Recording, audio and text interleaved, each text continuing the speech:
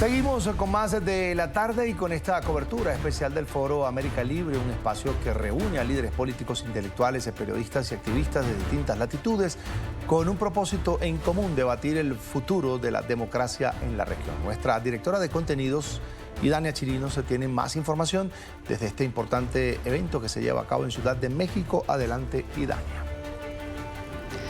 Seguimos transmitiendo desde Ciudad de México, desde la tercera edición del Foro América Libre. Y entre todas las personas que han estado aquí, que me he encontrado y que han podido pronunciarse en relación a tan diversos temas, pues está Tamara Sujú. Ustedes me han oído hablar con ella muchas veces de la campaña Apadrina a un preso político. Hay varios padrinos aquí, vamos a tener la oportunidad de preguntarles y conversar con ellos, pero cuéntame una cosa, ¿cómo va la campaña? Mira, gracias a Dios va muy bien. Hoy en día tenemos aproximadamente 170 y pico de padrinos y quizás a lo mejor un poco más de ahijados, ¿no? Porque hay padrinos que están apadrinando a uno, a varios, ¿no? Aproximadamente 190 ahijados. Y yo agradezco hoy que estamos aquí en Foro América Libre, la ventana que nos han dado para explicar de qué se trata la campaña, la importancia de la campaña para los familiares y los propios presos políticos, y el no olvidarlos. Eso es lo más esencial de la campaña. Darle voz a quien no tiene voz a través de personas lindas que se solidarizan con esto, como tú, como los invitados que tienes hoy con nosotros, que además los tres son reincidentes en el apadrinazgo, ¿no? Y yo creo que no hay nada más satisfactorio que saber que sus ahijados han sido liberados. Te lo digo yo, que me tocó la experiencia de dos personas, nombres muy complicados, pero sí puedes decir qué hacían, quiénes eran y fueron liberadas. Y la verdad que uno lo hace con compromiso, y eso que dice Tamara, ser un poco la voz de quien no la tiene, es algo muy importante, porque de no ser por nuestra voz, corren el peligro de quedar en el olvido. Sí, Dania fue madrina de las dos periodistas iraníes que fueron detenidas porque fueron a las que entrevistaron a los padres de la muchacha, de la joven que murió cuando la detuvieron, ¿no? Cuando empezó toda la revolución sobre el velo de las mujeres. Y esas dos periodistas fueron amnistiadas en febrero de este año. Es una experiencia, además, participar de esto. Rosa María Payá, que está con nosotros también. Tú también eres madrina. Así es, yo he tenido la oportunidad, gracias a Tamara y a esta iniciativa tan importante, de apadrinar un preso político. En mi país, Cuba, hay más de 1000 presos políticos y conozco profundamente la sensación que el preso te transmite de soledad y la esperanza que le trae al prisionero o a la prisionera política el saber que hay alguien más que está hablando por ellos. Y Tamara además nos trae la dimensión de poder hablar por un preso que está quizás a cientos de miles de kilómetros, del que antes no sabíamos nada, como en el caso de, a mí me tocó también, apadrinar a una periodista iraní, a Mowhan Kabousi, y tuve además la satisfacción de verla después liberada. El poder, esa experiencia de contarles que no están solos, de que no estuvieron solos y que quizás también gracias a la fuerza de esta campaña fueron liberados, es una experiencia maravillosa y una experiencia además que es urgente, que es necesaria. A los que nos están escuchando en este momento, si pueden alzar su voz por un preso político, Tamara hablaba de 190 en el programa, hay miles en el mundo en este momento, hay más personas viviendo bajo regímenes autoritarios que personas viviendo en democracia, y cada uno de nosotros tiene una responsabilidad, y yo agradezco mucho al programa por darme la oportunidad de llevarla a cabo. ¿Sabes qué? Me parece increíble cuando dices esa frase de que hay más personas privadas de libertad que quienes tenemos el privilegio de disfrutarla. Así es, así es. algunos lugares en el mundo que nos despiertan alguna esperanza con lo que está pasando, no sé, en Nepal en este momento, pero la realidad es que en los últimos 19 años no ha habido transiciones exitosas a la democracia en el mundo, y sí hemos visto regímenes democráticos deteriorarse hacia las dictaduras, ¿no? Como lo vimos en Venezuela, como lo vimos en Nicaragua, como lo hemos visto en otros lugares del globo terráqueo en este momento, y por tanto la responsabilidad es todavía mayor. Y estos autoritarismos vienen necesariamente acompañados de represión, vienen necesariamente acompañados de aplastar a aquellas voces que no se quedan calladas ante la injusticia. Y nosotros tenemos una responsabilidad con esas voces, tenemos la responsabilidad de intentar ser su voz, pero una todavía más importante, y es la responsabilidad de intentar que recuperen su voz y que puedan hablar por sí mismos. Gabriel Matos es eurodiputado y está con nosotros igual. Gabriel, tú también apadrinas a un preso político. ¿Qué ha significado eso para ti? Sí, yo he apadrinado ya 3 en este tiempo que llevo desde que nos lo plantearon, ¿no? Yo cuando Tamara me dijo, me pareció una de las cosas más bonitas que podía hacer, apadrinar a un preso político, sobre todo hacerlo visible, ¿no? No solo a él, sino a su familia, el saber que hay alguien que está sufriendo, todos ellos injustamente además, porque decir, bueno, oye, si ha cometido un delito y está penando por ello, bueno, bien, pero en este caso, bueno, pues a mí me lancé de inmediato, y el primero que tuve fue Félix Maradiaga, que tuve la satisfacción de que saliera y además de tener relación luego con él. Es verdad que con la familia también tuve mucho contacto durante el primer tiempo, digamos el periodo de tiempo que estuvimos pues visibilizando su situación tan injusta, ¿no? Y luego he tenido a Luis Fernando Camacho, que también felizmente ha salido muy recientemente. Con él no he tenido contacto directo, pero es como si lo conociera toda la vida, porque hicimos, bueno, pues de todo. Yo ya tenía mi despacho cada semana preparado para publicar algo, un tuit, incluso para llamar a la cárcel donde estaba, para saber de él. No sabíamos cómo estaba en muchos momentos, si estaba bien, si le estaban dando su medicación. Y bueno, intentábamos siempre poner en evidencia, primero, lo que estaba pasando con él, y segundo, que también las autoridades supieran que había alguien que se estaba preocupando por ellos, ¿no? Y eso al final, bueno, yo no sé si sirvió de algo o no, seguramente no, pero hoy felizmente podemos decir que está fuera. Y ahora acabo de apadrinar a una chica, en este caso de Nicaragua, Evelyn Matus, que en este caso no sabemos siquiera dónde está. Lleva tiempo desaparecida, no tenemos ni la menor idea qué ha sido de ella, dónde está, la familia tampoco lo sabe.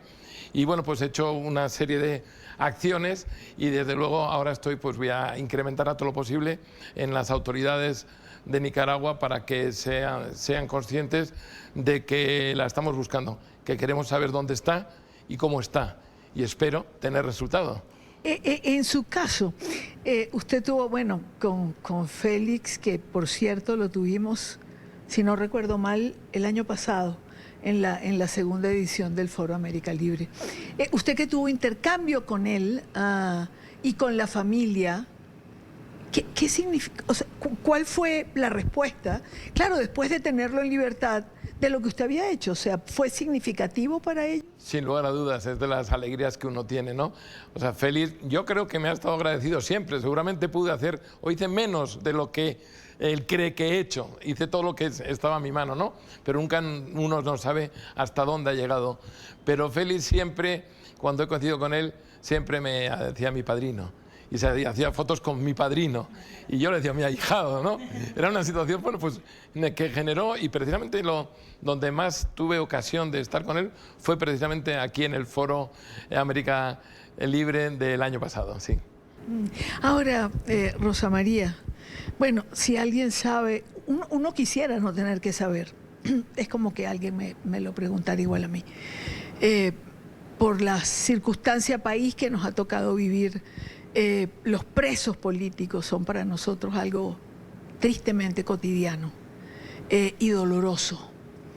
Quizás eso nos hace más sensible o nos enseña cuán importante es, porque cuando yo tengo la oportunidad de intercambiar con algún familiar que me encuentro en algún evento como este, siento eso, que es tan significativo para ellos, pero sobre todo por entender que si no fuese por quienes los mencionamos o nos ocupamos, es que lo olvidan, y eso sí que es lo peor para un preso.